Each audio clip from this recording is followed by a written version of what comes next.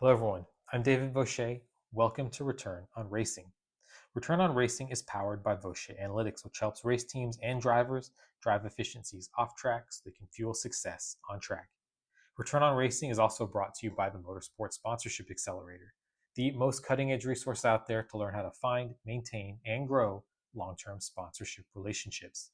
If you're interested in finding out more, please navigate to VaucherAnalytics.com and use the navigation bar at the top right hand of the screen. Today's episode of Return on Racing is a big event for two reasons. The first is that it's the first episode of the third season. And when I started Return on Racing, I had no idea that it would grow to so many episodes so quickly. The second reason I'm very excited, and perhaps this is appropriate to kick off the third season, is that it combines two of my favorite topics. The first is, of course, motorsport. The second is menswear. Now, menswear, which I suppose you could say is part of the broader fashion ecosystem, you might not think has too much common ground with motorsport, but it turns out that's quite the opposite, or at least that should be the case. Now, let me explain. At Vaucher Analytics, I study the cost and revenue side of motorsport teams, and motorsport merch should form a very important part of the revenue side of that equation. But my feeling is that while looks are subjective, quality is not, and this is where motorsport is dropping the ball. And really, you could argue actually even on the subjective side of how this merch looks like. So let's just jump right into why I think motorsport merch is lazy and how it's costing teams millions. Quick disclaimer before I do that. Vaucher Analytics has no commercial ties to any of the brands or outlets mentioned in this recording. Any brand names are listed solely for educational purposes, and I also have no knowledge of existing licensing agreements. So any collaboration examples that I give are purely hypothetical, and they are just that, examples. Also, tobacco-related companies are mentioned in this recording. I do not condone in any way tobacco use, and these brand names are also mentioned only for example purposes and to further the educational purposes of this recording. So with that said, let's just get right down to the topic of this show. Motorsport from Formula One on down is unabashedly capitalist in its operations, its scope, and its sheer spectacle. At every race, the money is on display in every second of coverage. The scale may vary, but only from kind of expensive to ludicrously expensive. Merchandise sits comfortably within that ecosystem. It's not just a revenue stream, it's capitalism in pure form, the sublimation of self through consumption. For fans looking for connection, merch is the perfect outlet, an easy, visible way to say, this is who I ride with. So if the emotional bind is this strong, the question becomes obvious. Why are teams still neglecting and taking for granted that loyalty with lazy, uninspired merch? Let's be clear, motorsport is about passion, and so the demand is real because the passion is real, but the supply is embarrassingly behind. The global motorsport audience is growing, especially for the most prominent series, not only in size, but also in cultural and stylistic sophistication. If the more forward thinking series are reaching their demographic goals, then it follows that fans are younger, more fashion aware, and more identity driven than ever. They're not just watching cars try to beat each other on track. In fact, that's almost incidental to what's actually building interest. These new fans are building narratives, aligning with personalities, and curating their fandom the way someone curates a playlist or an Instagram grid. Yet it appears to me that, with few exceptions, most teams still behave as though they're printing merch for a company's softball tournament, and the result is as expected. A crush of lackluster goods, mostly featuring either just the team logo and or copy-pasted sponsor logos. NASCAR, I need to mention this up front, does get a pass because its merch evolved alongside sponsor-led car liveries. Logos there feel authentic. In F1, though, they feel transactional. In other words, whereas some NASCAR teams and sponsors have historically been married, they really are intertwined and inseparable. F1 and really motorsports generally and its backers have a more mercenary relationship. So logos are placed somewhere because they have to be, and they're swapped out when needed. In fact, there's an interesting thought exercise to carry out by placing yourself in an alternate timeline where tobacco companies still own motorsport branding, and of course, most prominently F1 branding, and operate in today's nearly limitless world of merch and tie-in opportunities. In our actual world, though, I have to assume that historical tobacco brand liveries are so iconic because tobacco companies wanted to create strong associations with consumers. And this was pragmatic. They didn't have many other avenues or really any other avenues to pursue, and so they had to double down on what they had. Care was put into these liveries, so can you imagine what, for instance, a John Player Special capsule collection would look like? Of course, and thankfully, we do not live in a world where tobacco dominates motorsport marketing anymore. But now, motorsport merch's aesthetic is stuck in neutral. It is far, far behind what artists and athletes have done in other industries. What's worse, though, is that from a broader point of view, motorsport merch is totally divorced from the culture it claims to represent. Now, there's an equivalency that we have to keep in mind. Aesthetic indifference implies strategic neglect, which ultimately leads to lost revenue. What's especially frustrating is that motorsport understands performance and design better than almost any other industry because they underpin everything. Teams obsess over every gram of carbon fiber, every tenth of a second in the wind tunnel. But when it comes to the gear that fans wear, gear that travels into restaurants, subways, gyms, and social feeds, suddenly the standards disappear, and sometimes quite flagrantly. I was given a McLaren t-shirt for my birthday recently, and the collar, so thin and poorly made was it, that it deformed after I tried it on twice. It was made in Bangladesh, a country often criticized for poor labor practices, underscoring that even sourcing decisions reflect a lack of care. And on the topic of sourcing, the availability for many items is patchy, implying that teams are not only neglecting the subjective areas of design, but also the objectively mandatory elements of supply chain management. Ron Dennis would not be pleased if he were still running the show, but I doubt that McLaren is the only example. There is a fundamental mismatch at play here. Motorsport positions itself as elite, cutting edge, and emotionally charged, but the physical products it markets, by and large, boil down to disposable trinkets. There's no emotion at all. Indeed, the irony of motorsport is that for all its technical innovation, it is still staggeringly conservative when it comes to taste. In fact, that only started changing relatively recently with the arrival on the grid of Lewis Hamilton, who swiftly received no small amount of pushback and criticism for nothing other than wanting to do the same thing as every young person out there, express themselves through style. I mean, heaven forbid that an F1 driver should have interests outside of the track, right? To an extent, things have changed because drivers today are younger than ever and finally have more latitude than ever to express themselves via their clothing. But this does not seem to have worked its way further down the motorsport value chain. There's nothing edgy or forward thinking about using low cost blanks with terrible collars and putting screen printed logos on them. If you want younger fans, if you want recurring revenue, if you want to be part of the conversation outside of the race weekends, then your merch can't just reflect your colors. It needs to reflect your point of view. This is key. The merch today says nothing, and by not addressing this head on, teams are leaving revenue and brand equity on the table that could help them become more financially sustainable motorsport operations. For smaller teams, this is also a visibility hack. Producing high quality, well designed merch is one of the cheapest ways to stand out in a sport where even the wealthiest outfits consistently get it wrong. The takeaway is that when merch is well done, it's never just about the t shirt or the hoodie taken at face value as objects. Merch done well isn't just apparel, it's narrative. It tells the world what your team stands for, even when the cars aren't running. Merch that is simply good can make money for your team, up to a point. Merch that is great, and today, let's be clear, that bar is low, means that not only can you insert your team into fans' lifestyle to an even further degree, but also you set it up to attract people who might have otherwise not cared about motorsport at all. Let's face it, cool looking merch can just stand on its own to drive interest. With all this said, there is a better way to do motorsport merch, and I say this confidently because others are already doing it. Motorsport may be its own world, but it's still a blend of sport and entertainment, which means selling better merch starts with studying the entities that already do it well in those very areas: artists, fashion labels, and traditional stick and ball sports teams.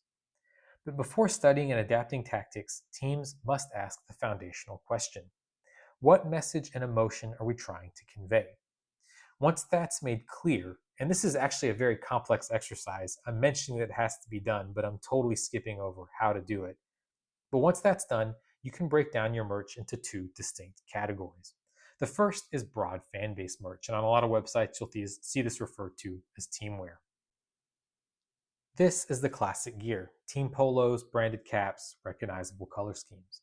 It's inherently inclusive and doesn't require much marketing because it sells on goodwill and visibility alone. That doesn't mean it should be cheap or lazy. The cut, quality, and fabric still matter, but the creative bar here is lower because the goal is simple: represent the team visibly. The second category is listed as fanwear or lifestyle on a lot of motorsport teams' websites. And to me, this really belies or obscures what it should be, which is targeted or experimental merch. These two categories, fanwear or lifestyle, are where almost every team drops the ball, but also where the biggest upside lies. Targeted merch means thinking like a fashion brand. Who is this for? What do they wear? Where else do they spend money? What aesthetics already resonate? For example, I browsed several F1 merch haul videos on YouTube, and interestingly, the only ones displaying legitimate licensed items were created by young women. The smaller number of videos made by men were all around the theme of unlicensed Temu type items. That definitely doesn't mean that women buy more merch and do so with more care about its origins. More data would need to be provided for me to make that assumption. But it does signal a potential energy source, and not just in fandom, because their money is not going to Temu, but rather the teams themselves. And ignoring that energy would be a strategic error. Music gets this. Taylor Swift sells merch that speaks directly to her fans' aesthetics and identities. John Mayer collaborates with indie creators to release pieces that look like high-end streetwear while just happening to include his name. Football, or soccer, has done this for decades. Despite prominent sponsor logos, football kits have evolved into streetwear icons. Walk around any major European city and you'll see them worn because they signal allegiance, sure, but also because they just look good. And if you want a really, really interesting design exercise on this, please visit the source article on the Vaucher Analytics webpage. I'll link to that in the show notes. I've linked one picture of an artist on Instagram's design project, which basically imagines F1 teams as soccer teams. And so they have designed home kits, away kits, and a third option for, of course, Ferrari, McLaren, and the other teams on the grid. It is really, really well done. I've linked to the whole work, and it just gets your mind going. Back to the episode of Return on Racing, though. We've talked about potential blueprints in other areas, but it turns out that motorsport merch is doing well, but not where you might expect it. It turns out that the bootleggers are beating motorsport teams, and this can be a clue. So let's talk about that. Once you start browsing official team shops, the algorithm begins suggesting unofficial merch. Unlicensed tees, hoodies, and caps that, quite frankly, often look better than the real thing. They're better designed, more aligned with youth fashion, and often cheaper than official merchandise. As a 40-something, I'm not the target for all of it, but I follow streetwear markets closely enough to say that this is in line with what the next generation wants. So what might teams do when they see this? Well, the first instinct, and I understand this, would be to threaten takedowns. But that to me is a mistake. Yes, the legal rationale is sound, and I say this not as a lawyer, but just someone who's looking at this at face value. Because if I'm producing merch with imagery that is not mine, I would expect to get the same reaction. However, shutting these resellers down is like playing whack-a-mole because two more pop up for every one that gets banned. And worse, motorsport teams are cutting themselves off from free, organic market research. These sellers, via, for instance, their followers, are showing motorsport teams who's buying merch, what styles resonate, what price points work, and what geographies are underserved. So instead of just litigating them, it's really beneficial for motorsport teams to study them or, yes, hire them. So let's be clear though, it's not just bootlegs where there are some what you could call green shoots of very nicely done motorsport merch, because there's a growing ecosystem of licensed merch partners doing this right. There are companies out there that pay royalties and still manage to create merchandise for a competitive price that looks and feels premium. These partners understand storytelling and style, and they're already doing much more appealing work than the motorsport teams themselves in a first-party capacity. Here are some examples. the licensed apparel produced by what some call mall brands, such as Abercrombie and Fitch, Hollister, and PacSun. I own one of the Hollister Alpine Grand Prix shirts, and it's shockingly good. Soft, thick fabric with a wide, sturdy collar. I know I'm coming back to this, but certain garments have very clear indicators of quality, and on a t-shirt, it's the collar. And this one is a good one. So this shirt nails the streetwear aesthetic, often seen in bootleg circles, but this time the team gets a cut, in this case Alpine. Incidentally, it's also far better quality than the official McLaren shirt I received, which started deteriorating after two test fittings, and it's worth mentioning that Hollister has the McLaren license as well. Home field apparel is another example. It blends collegiate style nostalgia with motorsport heritage, and they absolutely nail the visual tone. Their IndyCar collection is full of vintage-inspired graphics that actually feel designed, not just printed. I have not worn one yet, but every piece looks wearable, collectible, and culturally fluent. I'd like to pick up at least a couple sometime in the near future. And this is something I can't say for most official F1 or motorsport merch, which misses far more than it hits. It's no surprise IndyCar merch has this design strength. The series leans into its mid-century heritage and its statistically more senior fan base. That's a lesson F1 and WEC teams should take to heart, and really motorsport teams generally. Nostalgia sells, but it sells when it's well executed. Homage is another apparel brand that specializes in licensed clothing. The company produces racing-themed shirts, among other topics, but the racing-themed shirts blend retro visuals with mass appeal, pieces that could resonate with any age group. Meanwhile, Ralph Lauren's recent motorsport collection leans heavily into golden era aesthetics, with cuts, colors, and typography that echo the mid-century era. These collections don't use an official license, yet they still show what's possible when you treat motorsport heritage as fashion inspiration, not just branding. It's easy to imagine, and a lot of fun, to imagine what a team like Ferrari, Alpine, or Williams could do with this level of artistic direction, given that they also have the cultural heritage to complement that. The market is clearly there, so where is the initiative for this? And by the way, if you visit the source article, which again is linked in the show notes, I've got pictures to go along with all of these examples. So motorsport's best merch moments should encourage teams to double down because we have covered blueprints from other industries. We've looked at bootlegged, so unlicensed, and then licensed apparel. But it turns out that not everything in motorsport merch is bad. There have been some really good case studies, which I'm going to go over, and it's my hope that someone in motorsports can take these case studies and build on them. So beyond third-party brands, and despite the mostly lackluster first-party offerings, there are still examples of successful team or driver-led merch collaborations. These are efforts that combine motorsport identity with real design sensibility. And these aren't hypotheticals. They exist or they have been done in the past. They prove there's both creative talent and consumer appetite. Teams just have not scaled them. Examples of such collaborations are as follows. So Lewis Hamilton was mentioned up front. He didn't just bring fashion into the paddock, he made it part of the F1 narrative. His partnership with Tommy Hilfiger helped redefine what a driver-brand collaboration could look like. Stylish, personal, and commercially viable. It wasn't about teamwear, it was about identity.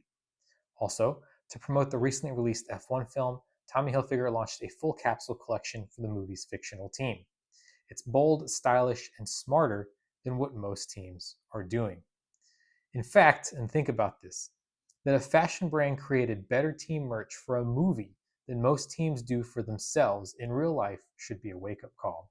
And incidentally, with Tommy Hilfiger now backing Cadillac for 2026, this might, or at least hopefully, just be the start of a new era in motorsport fashion.